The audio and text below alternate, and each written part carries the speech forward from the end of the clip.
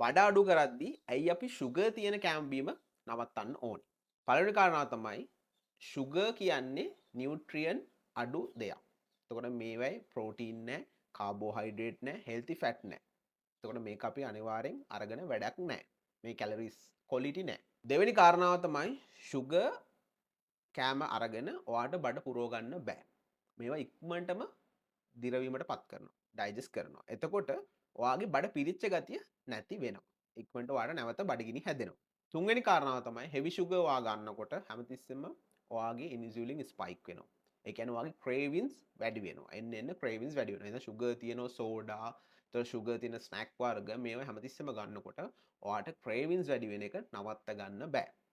එතකොට ඒක ඔයාගේ ෆැට් එක ලොස් කරන එකට බාධාවක් වෙනවා. ඉතින් මේ කාරණා හින්දා ඔයා ෂුගර් ඔයාගේ ඩයට් එකට දාගත්තොත් ඔයාට ඔයාගේ ෆැට් එක අඩු කරගන්න එක හරිම හිසරදයක් වෙනවා. මොකද ඔයාට ක්‍රේවින්ස් අඩු කරගන්න බැරි හින්දා ෂුගර් ඉක්මනටම ඩයිජෙස්ට් කරනවා. ෂුගර් වල කැලරි ක්වොලිටි නැති හින්දා. හැබැයි අපිට ෆැට් ලොස් කරද්දී ෂුගර් ඔක්කොම දේවල් කට් කරන්න බෑ. මම කියන්නේ සිම්පල් ෂුගර් තමයි ඔයා කට් කරන්න ඕන.